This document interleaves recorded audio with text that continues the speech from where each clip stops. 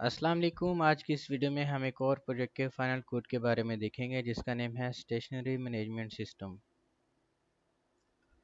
ये desktop application थी, हमने टीचर से लॉक करके वेब एप्लीकेशन के अंदर कन्वर्ट करवाया है और इसको हमने जेंगो के अंदर डिज़ाइन किया है या बिल्ड किया है। आपकी जो रिक्वायरमेंट्स थी उसमें सबसे पहले रजिस्ट्रेशन की थी कि एडमिन क्रिएट कर सकते हैं न्यू यूज़र को। ठीक है, न्यू यूज़र आपके पास सेल्स पर्सन हो जाएंगे या सेल्स स्टाफ हो जाएगा। जो न्यू यूज़र है वो आपका लॉगिन भी कर सकता है, लॉग आउट भी कर सकता है। एडमिन स्टेशनरी आइटम को ऐड कर सकता है, एडमिन और यूज़र सर्च कर सकते हैं उनको उनकी नेम और आईडी के साथ। सेल भी कर सकते हैं। यहाँ पे एक रिक्वायरमेंट है, वो कहता है this sold stationery shop item needs to be deducted from the available stock, यानी जितना स्टॉक होगा, जितने आप सेल करेंगे वो स्टॉक में से कट होने चाहिए। इसी तरह जब आप परचेज करेंगे तो वो ऐड होने चाहिए आपके स्टॉक के अंदर। ठीक है, स्टॉक आपका क्या होगा, the stock will be updated after purchasing stationery, यानी वो सेल या परचेज के बाद आपका स्टॉक अपडेट हो जाएगा। यहाँ पे रिपोर्ट्स जनरेशन टीचर इनको भी बहुत ज़्यादा ही कैलकुलेट करवाने का कहते हैं कि रिपोर्ट जनरेट कहाँ पे हो रही है। इसके बाद वो टीचर आपसे प्रॉफिट रिपोर्ट का कहते हैं कि प्रॉफिट रिपोर्ट मुझे क्रिएट करके दें कि प्रॉफिट्स कैसे जनरेट हो रहे हैं। ठीक है, तो इन टीचर के ये दो क्वेश्चन होते हैं जो कि वाइवा में वो ज़रूरी पूछते हैं। हमने आपको फाइनली डिलीवरेबल दिया होगा कुछ इस तरीके से। आपने फाइनल रिपोर्ट और स्लाइड्स के अंदर चेंजेस करनी है जो कि हमने आपको चेंजेस करने का कहा है। इसके बाद ये ऊपर वाली जिप फाइल है आपके पास, इस जिप फाइल के अंदर आपका कोड पड़ा हुआ है, आपने इसको अनजिप करना है। इसके बाद आपने एक फ़ोल्डर के अंदर ये आपके पास अनजिप हो जाएगा, ये आपका फ़ोल्डर है। तो इसको आपने वी एस कोड के अंदर ओपन करना है। वी एस कोड के अंदर कैसे ओपन करेंगे, यहाँ पे जाएंगे, पाथ के ऊपर क्लिक करेंगे और यहाँ पे लिखेंगे CMD और यहाँ पे लिखेंगे कोड स्पेस डॉट। ऐसा करने से आप अपने वी एस कोड के अंदर ये वाला प्रोजेक्ट का जो फोल्डर है सारे का सारा यहाँ पे ओपन कर सकते हैं। ठीक है, तो यहाँ पे जैसे ही आपका फोल्डर ओपन हो जाएगा, यहाँ पे आपने फिर थ्री डॉट्स पे क्लिक करना है और यहाँ पे टर्मिनल और यहाँ पे न्यू टर्मिनल पे क्लिक करना है। जब आप न्यू टर्मिनल पे क्लिक करेंगे, यहाँ पे आपने कमांड देनी है Python manage .py run server. जब आप पहली बार ये वाली कमांड देंगे तो आपके पास एरर्स वगैरह आएंगे कि आपके सिस्टम में जेंगो इंस्टॉल नहीं है, टेम्पलेट्स का कोई फोल्डर आ जाएगा कि वो इंस्टॉल नहीं है। ठीक है, जब सब कुछ ठीक हो जाएगा देन आपके पास ये लिंक जनरेट होके आ जाएगा। आपने इस लिंक को कॉपी करना है, ये बिल्कुल वैसे ही है जैसे हमने टास्क के अंदर किया था। ठीक है, तो इसको पेस्ट करना है, हम इस ब्राउज़र के अंदर पेस्ट करते हैं और हम इस ब्राउज़र के अंदर पेस्ट करते हैं। हमारे पास जैसे कि आपको पता है दो यूज़र्स होंगे, एक आपका एडमिन होगा, तो यहाँ पे एडमिन को आप लॉगिन करें। एडमिन को लॉगिन करने के लिए यहाँ पे आपने जो आपका लिंक होगा उसके आगे स्लैश और यहाँ पे एडमिन इसके आगे स्लैश डालना है। इसका जो यूज़र नेम होगा आपके पास एडमिन होगा, पासवर्ड भी आपके पास एडमिन होगा। यहाँ पे आप लॉगिन कर सकते हैं, तो यहाँ पे ये लॉगिन होके आपके पास आ जाएगा। ठीक है, एडमिन पहले यूज़र्स को ऐड करेगा, यहाँ से आपने न्यू यूज़र को ऐड करना है। तो यहाँ पे हम एक यूज़र को ऐड करते हैं, डमी यूज़र 12। ठीक है, इसका जो पासवर्ड है जैसे VU के अंदर रखते हैं आपने वैसे ही रखना है, तो हम वैसे ही रखते हैं। ठीक है, तो ये आपके पास आ जाएगा। यहाँ पे सेव पे क्लिक करेंगे तो ये आपका जो यूज़र है वो सेव हो जाएगा। ठीक है, पासवर्ड वगैरह को आपने याद रखना है। इसके बाद एडमिन का जो काम था वो कैटेगरीज वगैरह या फिर स्टेशनरी आइटम को ऐड कर सकता है। इसके लिए हमने सबसे पहले कैटेगरी बनाई है। ठीक है, स्टेशनरी आइटम की सबसे पहले यहाँ पे आप कह लें कि टूथ पेस्ट हो गया। ठीक है, यहाँ पे सेव पे क्लिक करें तो एडमिन ये सेव कर रहा है। यहाँ पे आप क्लिक करेंगे तो ये एडिट और डिलीट भी कर सकते हैं एडमिन इनको। इसी तरह एटम्स हैं इस टेबल के अंदर, यहाँ पे आप ऐड एटम पे क्लिक करेंगे, यहाँ पे उसका नेम लिखेंगे, जैसे कि हम लिखते हैं जी कोलगेट। ठीक है, कौन सी कैटेगरी है, यहाँ पे आपने कैटेगरी को सिलेक्ट करना है। प्राइस उसकी कितनी है, हम कहते हैं 3000। क्वांटिटी कितनी है स्टॉक के अंदर, हम कहते हैं जी 300 स्टॉक के अंदर है। चूज़ फाइल के ऊपर क्लिक करेंगे तो यहाँ पे आप जो भी उसका मतलब पिक्चर वगैरह होगी अपलोड कर सकते हैं। हम यहाँ पे ये वाली पिक्चर अपलोड करते हैं। डिस्क्रिप्शन में आप डिस्क्रिप्शन भी लिख सकते हैं। सेव पे क्लिक करेंगे तो आपका वो आइटम सेव हो जाएगा। इसी तरीके से आपने 10-15 कैटेगरीज और 15-20 आइटम्स यहाँ पे ऐड कर लेनी है। ठीक है, इसके बाद सेल और परचेज़ है, वो हमारे यूज़र का काम है। यहाँ पे आपने लॉगिन पे क्लिक करना है, यूज़र को लॉगिन करवाना है। हमने एक यूज़र जो अभी बनाया है एडमिन साइट की तरफ से, उस यूज़र का हम यहाँ से यूज़र नेम कॉपी करते हैं, ये आपका यूज़र नेम आ जाएगा और यहाँ पे इसका पासवर्ड। ठीक है, लॉगिन पे क्लिक करते हैं तो यूज़र आपका लॉगिन करेगा। तो ये आपके पास जितने भी स्टेशनरी एटम वगैरह होंगे वो आपके पास यहाँ पे आ जाएंगे। ठीक है, यहाँ पे जो आपका यूज़र है एटम को सर्च कर सकता है बाय देयर नेम। ठीक है, जैसे कि यहाँ पे ओप्पो है। ठीक है, तो ओप्पो को सर्च करेंगे, स्पेलिंग गलत लिखी है हमने इसलिए नहीं आ रहा। यहाँ पे ओप्पो है तो ये ओप्पो आ जाएगा। ठीक है, तो इसी तरह से आप सारी की कैटेगरीज के लिहाज से भी सर्च कर सकते हैं हर एक आइटम को। यहाँ पे आपके पास थी कि आप क्या कर सकते हैं, सेल कर सकते हैं और बाय कर सकते हैं आइटम को। ठीक है, जब आप सेल करेंगे तो क्वांटिटी के अंदर से आपका स्टॉक जो है कम हो जाना चाहिए। हमने ये कोलगेट ऐड किया है, आपके पास क्वांटिटी स्टॉक के अंदर कितनी है, 300, तो हम सेल करते हैं कोलगेट। ठीक है, यहाँ पे क्वांटिटी को हम सेलेक्ट करते हैं, हम 100 सेल कर देते हैं। इसकी जो सेल प्राइस है वो कितनी है, अब इसकी ओरिजिनल प्राइस 3000 है। अब क्योंकि हमने प्रॉफिट के साथ सेल करना है तो हम 3200 में सेल करते हैं। ठीक है, दो बटन आपके पास हैं, सेल और परचेज़ के। यहाँ पे आपने सेल पे क्लिक करना है तो ये आपका सेल हो जाएगा आपका जो आइटम है। रिपोर्ट्स पे जाएंगे, यहाँ पे तो जो आइटम है आपका यहाँ पे कोलगेट वो आपकी यहाँ पे सेल की टेबल के अंदर आ जाएगा। ठीक है, ये वाली आपकी सेल की टेबल है। ठीक है जी, तो ये चीज़ आपके पास आ गई। इसके बाद प्रॉफिट्स आप देखेंगे तो ये पहले से आपके पास डेटा है। इस डेटा को कैसे रिमूव करना है, आपने परचेज़ में जाना है और यहाँ पे सारे आइटम्स को सिलेक्ट करना है। यहाँ पे आपने डिलीट परचेसेस पे जाना है, गो पे क्लिक करेंगे, ये आपका परचेज़ का आइटम डिलीट हो जाएंगे और ये सेल वाली सारी रिपोर्ट्स आपके पास यहाँ पे इसी तरह डिलीट, तो ये सेल वाली सारी रिपोर्ट्स डिलीट हो जाएंगी। आपकी बार देखेंगे तो आपकी टेबल्स के अंदर कोई भी डेटा नहीं है। अब इसके अंदर डेटा कैसे लेना है, बिल्कुल वैसे। ठीक है, कि अब हमारे पास क्योंकि 100 हमने आइटम सेल कर दिया तो 200 आ गए आपके पास, तो यहाँ पे हम 100 और कोलगेट को सेल करते हैं। ठीक है, सेलिंग प्राइस आपकी कितनी होगी, 32।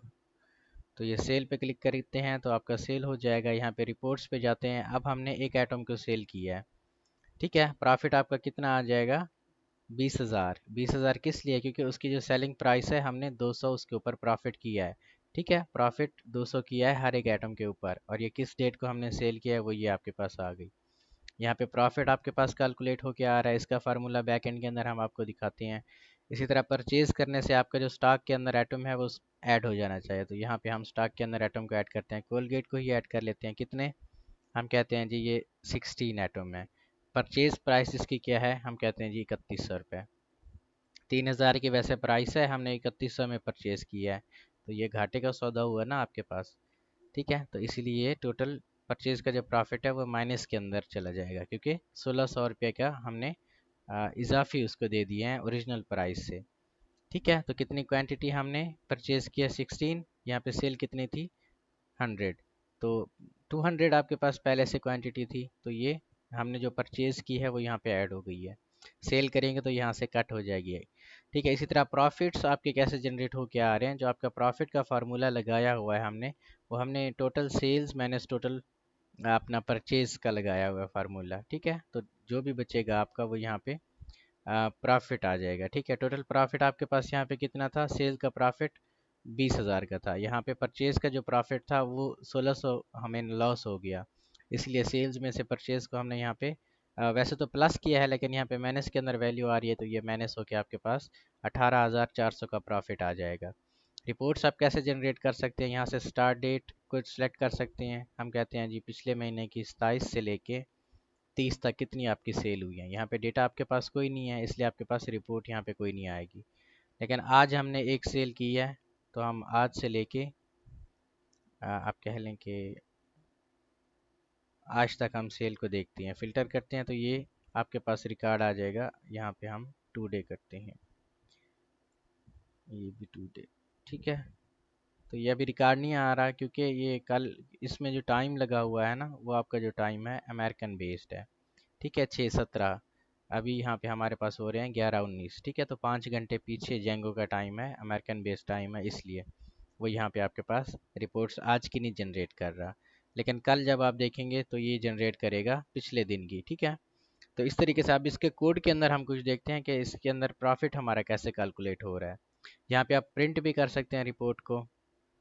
अब टीचर ने हमें कहा था कि डेली वीकली रिपोर्ट्स आपने जनरेट करवाना है या ईयरली रिपोर्ट, तो ये यहाँ से स्टार्ट डेट पे क्लिक करेंगे, यहाँ पे एंड डेट पे क्लिक करेंगे तो ये आप डेली, वीकली, मंथली, 3 मंथ की, 4 मंथ की, हर मंथ की यहाँ से अपनी मर्ज़ी से डेट सेलेक्ट करके रिपोर्ट्स को जनरेट करवा सकते हैं। जब आप टीचर को यहाँ पे विजिबल करवाएं डेटा, तो आपके पास यहाँ पे डेटा होना चाहिए।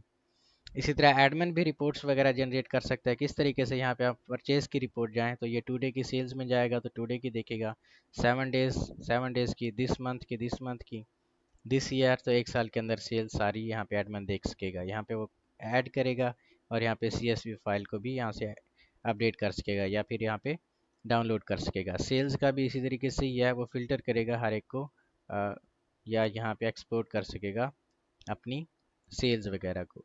अब कोड के अंदर हम चलते हैं कि जो आपका प्रॉफिट है यहाँ पे कैसे कैलकुलेट हो रहा है। इसके लिए जस्ट हमने रिपोर्ट्स के अंदर, आप कह लें कि टेम्पलेट्स के अंदर हमारे पास है reports.html का फोल्डर, ठीक है। और इसमें सबसे नीचे आपके पास आ रहा है जी टोटल प्रॉफिट, ठीक है। ये टोटल प्रॉफिट आपका कहाँ से हमने लिया हुआ है? टोटल प्रॉफिट आपका, ये टेक्स्ट म्यूटेड है। आप views.py की फाइल के अंदर जाएंगे और यहाँ पे लाइन नंबर 1 to 6 इसके ऊपर जाएंगे या फिर रिपोर्ट्स व्यू के ऊपर जाएंगे तो ये आपका प्रॉफिट यहाँ पे आ जाएगा, ठीक है। तो यहाँ पे आपका जो टोटल प्रॉफिट है हम उसको ही सर्च करते हैं, टोटल प्रॉफिट, ठीक है। टोटल प्रॉफिट के लिए हमने जो फार्मूला लगाया हुआ है लाइन नंबर 1 to 9 के ऊपर लगाया हुआ है, ठीक है। उसका जो फार्मूला है sales profit plus purchase profit, तो ये आपका टोटल प्रॉफिट आ जाएगा। जिस तरह हमने आपको बताया है कि सेल्स, इसको हमने प्लस किया है परचेज के साथ, तो ये आपका टोटल प्रॉफिट यहाँ पे आ रहा है, ठीक है। ये चीज़ आपकी ऐसे हो जाएगी। बाकी यहाँ पे आप कोड को देखिए, यहाँ पे फार्मूलेज वगैरह लगे हुए हैं, ठीक है। कि परचेज़ जब हम करेंगे तो परचेज़ एटम की प्राइस से परचेज़ प्राइस को यहाँ पे किस तरीके से हमने फार्मूला लगा कैलकुलेट किया हुआ है, वो यहाँ पे ज़रा हम देख लेते हैं। जब हम कोई चीज़ सेल करते हैं तो सेल का प्रॉफिट कैसे हम यहाँ पे चूज़ कर रहे हैं? हम पहले देख रहे हैं सेलिंग प्राइस को और बाद में उसको मैनेज कर रहे हैं एटम की प्राइस को मल्टीप्लाई कर रहे हैं क्वांटिटी के साथ, ठीक है। आप किस तरीके से कर रहे हैं इसका रियल टाइम के अंदर हम आपको दिखाते हैं कि सेल का प्रॉफिट कितना बनेगा। फ़र्ज़ करें कि हम यहाँ पे एक और एटम को सेल करते हैं, सिलेक्ट करते हैं हम एटम कोलगेट को ही, इसमें से 16 की क्वांटिटी को हम सेल करते हैं। इसकी जो सेलिंग प्राइस है वो हमने रख दी हुई है 3100 रुपये, ठीक है। अब यहाँ पे आपका जो फार्मूला है वो किस तरीके से लगा हुआ है?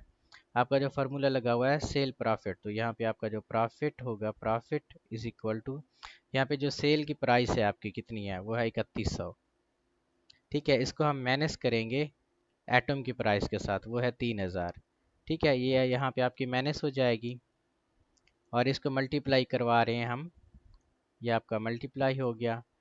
क्वांटिटी कितनी हम सेल कर रहे हैं? 16 की क्वांटिटी को हम यहाँ पे सेल कर रहे हैं, तो 16 हो गया आपके पास। अब प्रॉफिट आपके पास कैसे जनरेट होके आएगा?